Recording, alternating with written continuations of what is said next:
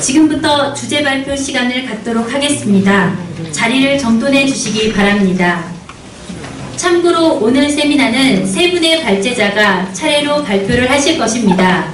그 후 종합토론 시간에 발제자 세 분과 토론자 세 분을 모시고 토의하는 방식으로 진행되오니 착오 없으시기 바랍니다. 첫 번째 주제 발표자이신 전재진 작가님 모시겠습니다. 참고로 전재진 작가님의 저서인 일왕 너의 죄를 아느냐는 2014년 환경문학등단 소설 부분 대상 수상작으로 선정되기도 했습니다. 네, 방금 수료받은 전재진입니다. 인사드리겠습니다.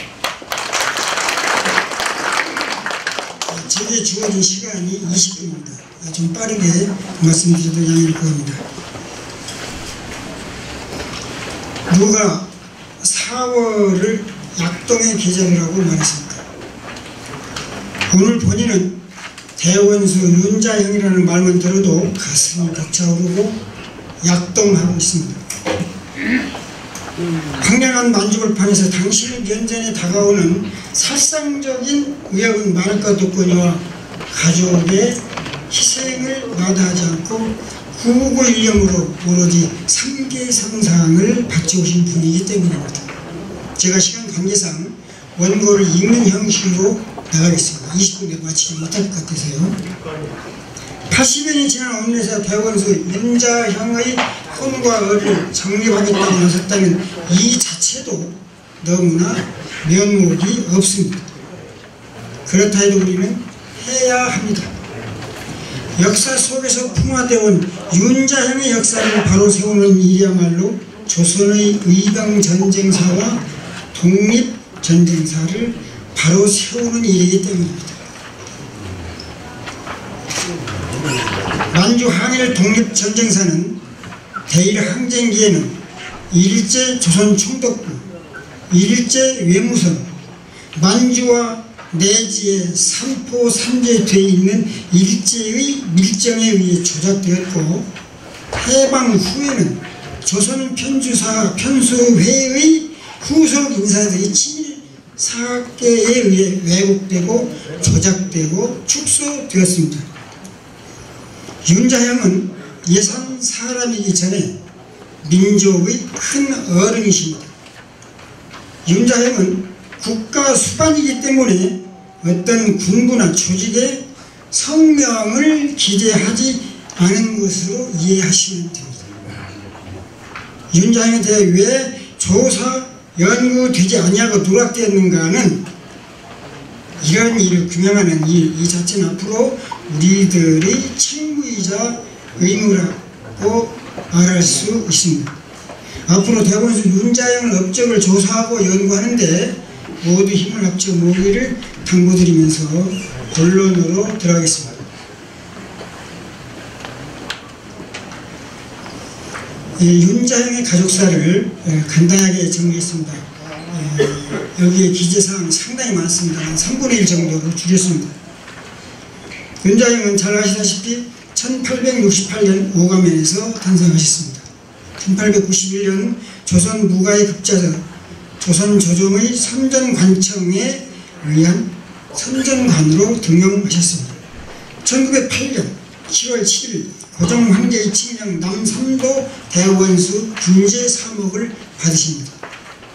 1908년 7월 10일 고종 황제의 칙령을 받음으로써 대원수에 제수됩니다. 즉시 고종은 윤자형 외의 의병을 독려하여 지리사안을 거점으로 대일 전쟁을 대비하게 됩니다. 그 후 윤자형은 아들 창현과 우현을 데리고 구국의 장정에 오르게 됩니다. 고종의 권한 대행으로 조선 정규군 군비체제에 만주에서 도입합니다. 무건학교를 설립하고 운영하십니다. 간도지역 독립군 부대 전술화에 착수하십니다. 그러시다가 1915년 내지를 잠시 잠입하십니다. 1915년이었습니다. 대한군정서 체제 강화를 합니다. 1915년을 제가 말씀드린 것은 1915년 7월에 대구 달성공원에서 대한광복회가 창립되는데요. 여기에 고종의 밀서 내지는 밀지 또는 동료가 있었을 것으로 생각돼서 박상진, 이하 충남의 김한종, 김좌진 이분들이 광복회에 가담하지 않았나 그렇게 생각합니다. 물론 봉오동 전투와 청산리 독립전쟁 총지휘부의 수뇌부를 지키셨습니다. 당연히 수뇌부였습니다. 신민부 창설과 발해 농장을 경영하였습니다. 여러분 제가 말씀드리는 중에 궁금한 점이 많으실 텐데요. 제가 말씀드리는 중에는 질문을 받지 않습니다. 장남 창현과 며느리가 사망합니다. 처참하게 살해당합니다. 차남이 행방불명됩니다. 김좌진 암살 이후 정진, 김기우식이 잇따라 암살당하니까 윤자영 대원수는 정말 지주새도 모르게 국내로 잠입하십니다. 그 이후 정말로 아끼고 아끼던 대원수의 만주 독립군에 날아다니는 저격수 순녀가 행방불명됩니다. 그 순녀의 이름은 지금 알려지지 않고 있습니다만 얼마 전에 나온 암살이라는 제목에 나오는 여자 저격수가 바로 이분이 아닌가 생각됩니다. 1939년 순국하시어 용골산에 영면하시고 계십니다. 옆에 있는 문서를 좀 살펴보겠습니다. 거의 정말 윤 대원수는 아들을 데리고 갔었는가 만주로 갔었는가를 증명하는 자료가 되겠습니다. 중국은 그때 당시 대한군정서 바로 한 달 뒤에 북로군정서로 명칭이 바뀌는데요. 여기에 윤자형의 큰아들 윤창현과 윤우현이 여기에 기록이 되어 있습니다. 바로 저 빨간색 칸을 중심으로 하면요.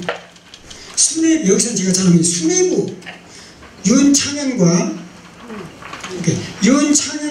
윤우현은 여기 수뇌부에 포함됩니다.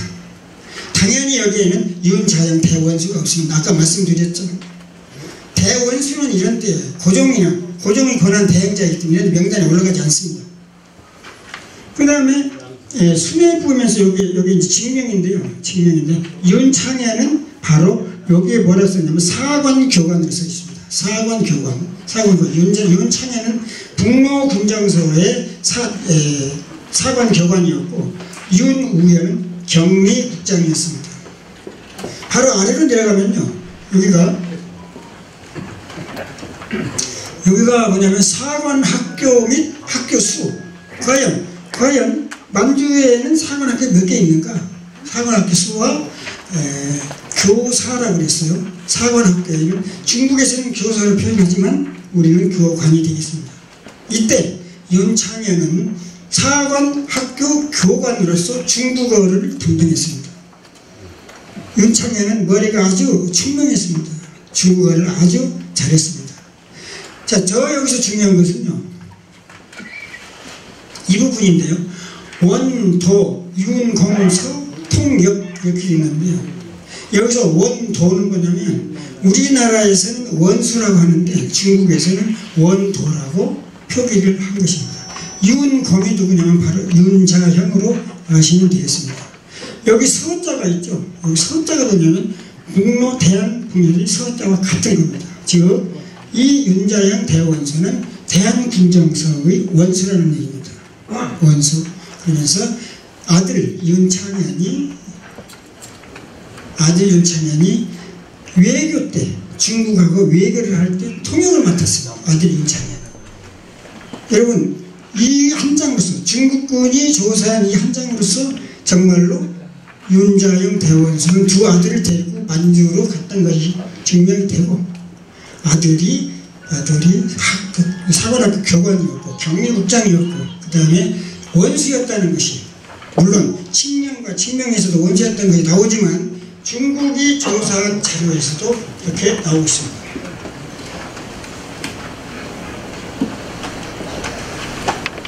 네, 고종 황제의 권한 대행자이며 대원수였었는데요. 칙명 그대로 제가 여러분 글씨 잘 보이니까 시간 관계상 넘어갈 수 있습니다. 칙령 제1조에서 12조까지인데요. 제가 4개 조만 제가 감추었는데요. 이것으로서 권한 대행자이며 군 통수과장인 것이 4개 조에서 나타납니다.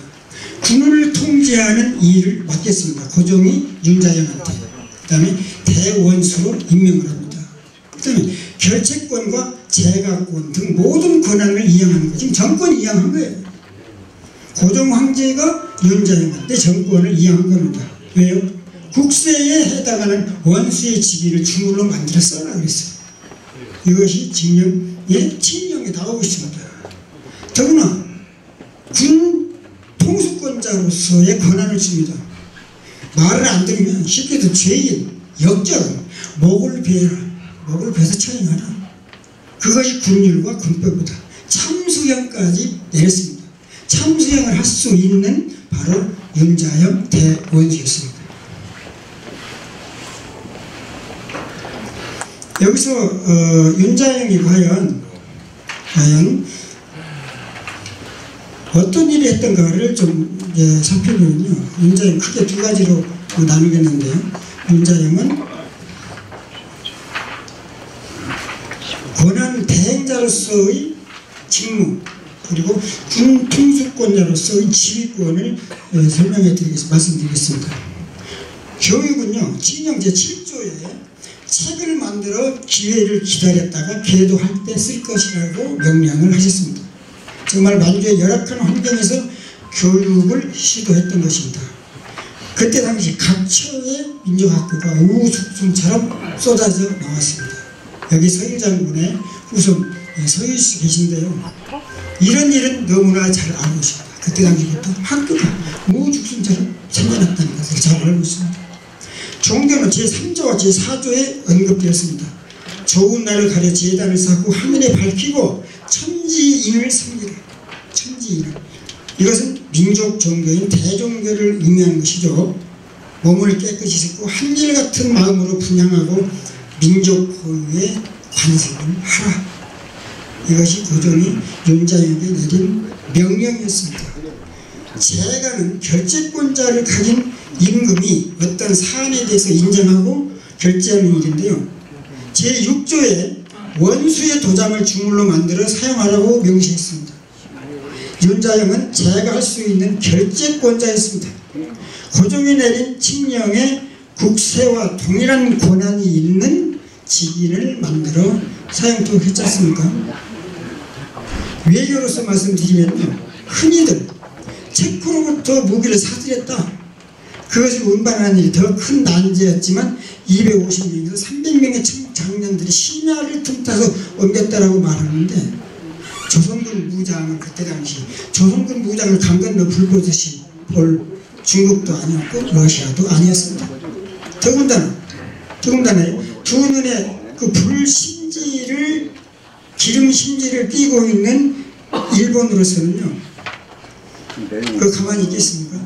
그 대량 무기를 가져오는데 청군하는 체코군한테 아무도 모르게 비밀리에 야간에 인수받았다고 하지만 무기와 청탄 반출, 중국과 러시아와 모종의 외교력이 아니면 불가능한 일이었습니다. 그러니까 우리는 평가해야 됩니다. 그러나 일본이 그 정보력으로 그걸 모르겠어요. 다 알고 있으면서도 중국과 러시아가 그때 당시 정세로 보아 버티고 있으니까 일본도 감히 건지지 못했어요. 이것이 바로 윤자영 대원수의 외교력이었습니다. 사실 여기서 인사 문제가 지금 그림에서 빠졌는데요. 대원수 인사권은 재가권이 전부 포함되었습니다. 제1조 권리와 대사를 전임하는 대원수로 임명한다. 예, 그런 것이 전부 주어진 겁니다. 인사권이 주어진 거죠.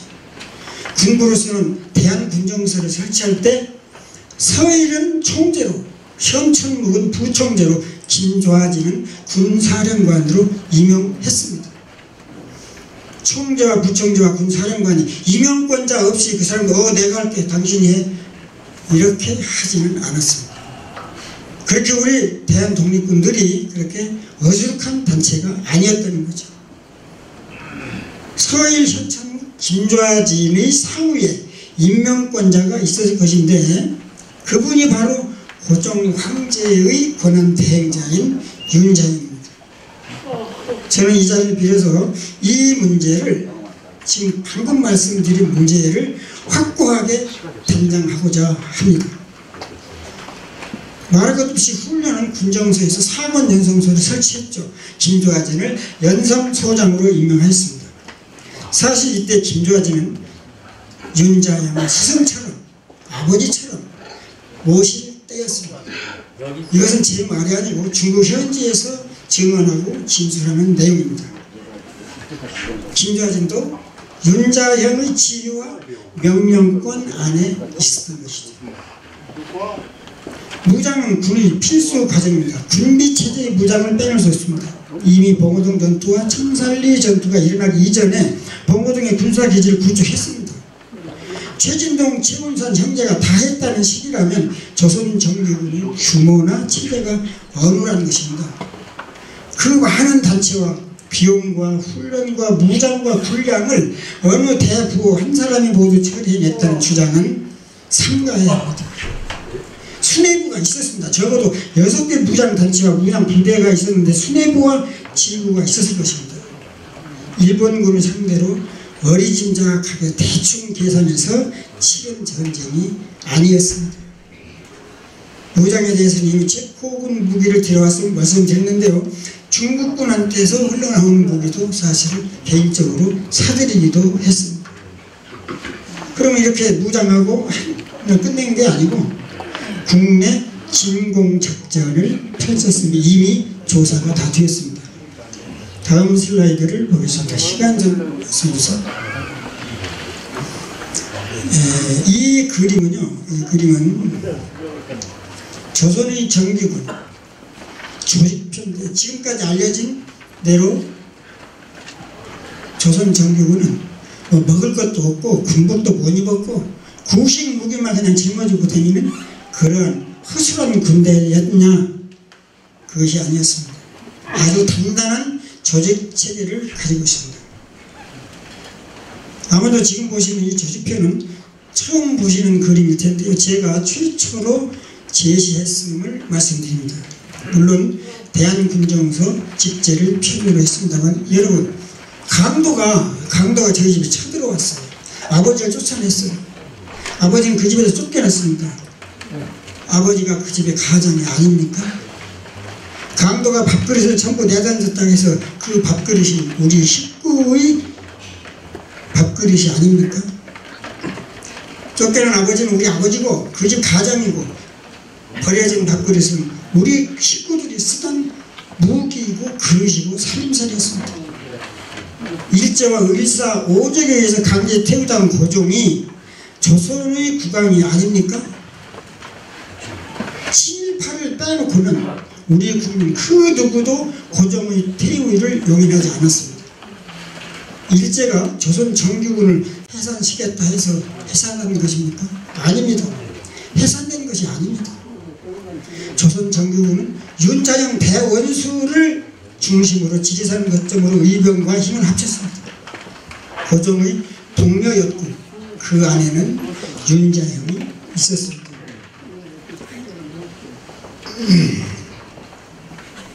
이 같은 조직에 국가 수반도 없고 국가 수뇌부도 없고 전쟁 총지휘본부도 설치되지 아니한 군부 조직일까요? 이런 조직, 이 조직에 국가 수반이 없었을까요?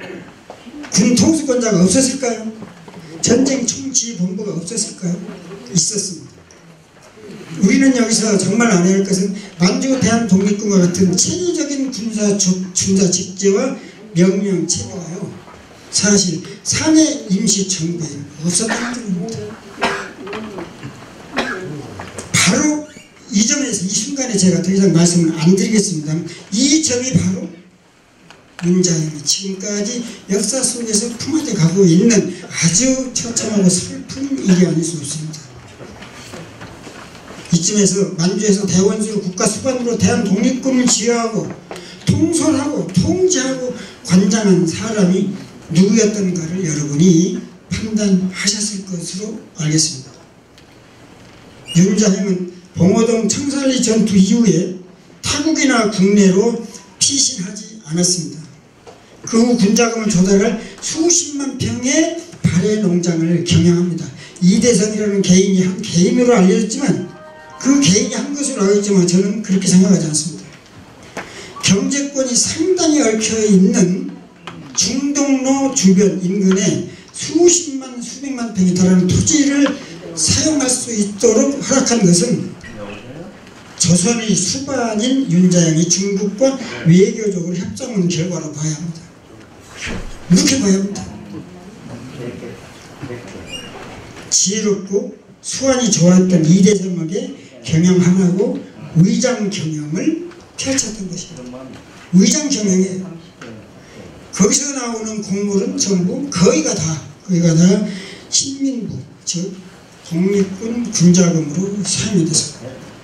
이 발해 농장에는 윤자영이 김좌진의 두 아들을 데리고 지내면서 심부름을 시켰습니다. 김좌진의 아들이 없다고요? 여기까지만 말씀드리겠습니다. 발해 농장과 국내외에서 모여난 군자금을 신민부 사령관 김좌진에게 보낸 사람은 윤자영이고 가지고 들고 간 사람은 김좌진의 큰아들 김창렬이었고요. 이때 당시 신민부의 자금은 그야말로 충남 사람들이 관리하게 됩니다. 홍성 사람 김좌진, 예산 사람 윤자영, 천안 사람 유정근, 유민식으로 알려졌죠. 이 세 분이 관리하게 됩니다. 다음 슬라이드를 보겠습니다. 이것은 지휘체제입니다. 대원석이 지휘체제인데요. 37개 단체 중에 여기서 민족학교와 무관학교와 종교단체는 뺐어요. 여기서 말하는 만주는 동간도, 서간도, 북간도, 연해주, 중국, 러시아를 전부 포함하는 지역입니다. 여기서 만주의 의미는. 자, 37개 단체가 넘습니다. 여기 대표자가 다 있습니다. 부대표도 있습니다. 이분들이 일사불란하게 움직이려면 어떤 명령체가 분명히 있었는데 여기서 무장단체가요. 좋아요. 북로군 정서, 서일 총재, 야 우리 다 같이 싸우자. 말 듣겠습니까? 봉오동에서 최진동이나 최은선, 야 우리 다 일본과 대응을 해야 된다라고 하면 싸우겠습니까? 이 많은 단체가 일사불란하게 움직이겠습니까? 일사불란하게 움직였던 것은 바로 국가대원수, 고종황제, 국가임금의 권한대행자이며 군통수권자가 있었기 때문입니다. 그런 그림을 보여주는 그림입니다. 여러분 시간이 거의 다 됐네요. 결론을 내리겠습니다. 윤자영은 고종황제의 권한대행자이자 국가수반에 이르는 군통수권자였다. 저는 이 자리에서 여러분께 확정합니다. 박수 한번 부탁드립니다.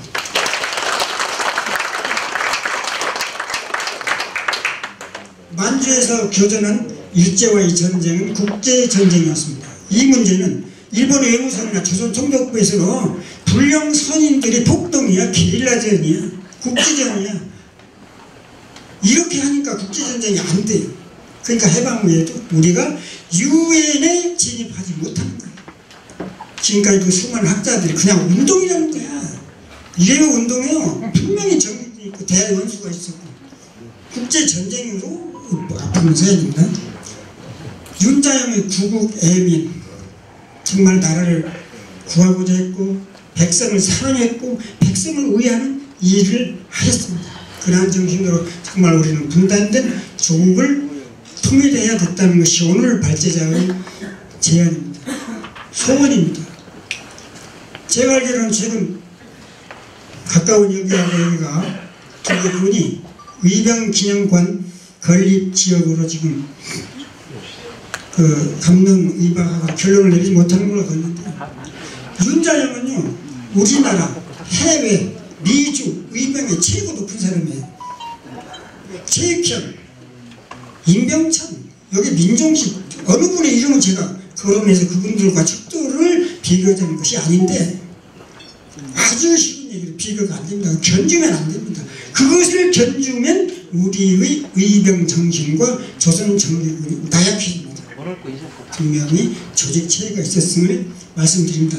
그래서 의병기념관은, 충청남도 의병기념관은 예산군이 적기이다.